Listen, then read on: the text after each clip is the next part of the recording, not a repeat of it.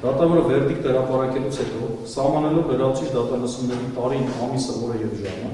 չի հայտնել կողմերին, որ մինչև հաջորդ դատական նիստը նրանք իրավունք ունեն դատարան ներկայացնելու միջնորդություններ նույն օրենսգրքի 245 հոդվածի առաջին մասով նախատեսված հարցերի լուծման համար հետազոտման ենթակա ապացույցների վերաբերյալ։ Օրենսդիրը այս գործողությունը սահմանել է որպես պարտականություն և ոչ թե հայցողական լիազորություն։ Հարց է ծագում, ինչու է դատավորը ակնհայտորեն խախտում օրենքի պահանջը, ինչու։ Ինչ է նրանից գնում հետևելու օրենքի պատվիրանին և պաշտպանության կողմին հայտնելու նրա իրավունքների իրագործման մասին։ Եթե դատավորը ղեկավարվել այն ենթադրությամբ, որ Միքայել Սրբազանի պաշտպանները գիտեն օրենքի այդ պահանջը, հետևաբար կարիք չկա իմացածի մասին հայտնելու, ապա դա անում են ենթադրություն է, քանի որ օրենսդիրն այս գործողությունը կատարելու տեսակետից խտրություն չի դնում պաշտպան ունեցող կողմի և պաշտպան չունեցող կողմի միջև։ Մեր համոզմամբ այս խախտումը կարող է դրսևորվել երկու դեպքում։ Առաջին, եթե դատավորը կոմպետենտ չէ, կամ երկրորդ, դատավորն ունի խտրական վերաբերմունք։ Մենք հակված ենք պնդելու, որ դատավորն ունի խտրական վերաբերմունք Միքայել Սրբազանի նկատմամբ, ինչը դրսևորվել է նաև իր նախորդ տարբեր խախտումներով, սկսած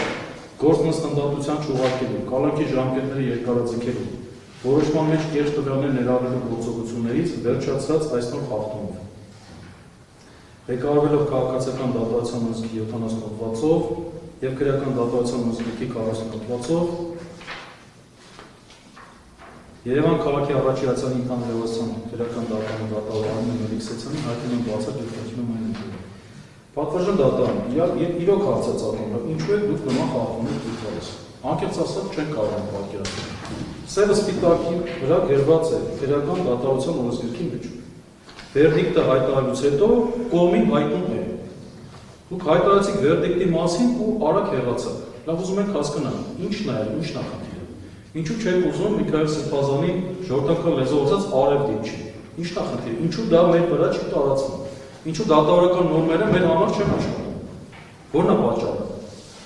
Առավել ևս դուք գիտեք, որ սա զգայուն քրեական գործ է եւ բոլորի ուշադրության կենտրոնում եք, լավ ի՞նչն է ձեզ տիպում նման խախտումներ թույլ տալ։ Եվ մենք այս պայմաններում հակված ենք պնդելու, որ դուք ունեք խտրական վերաբերմունք։ Հասկանաք։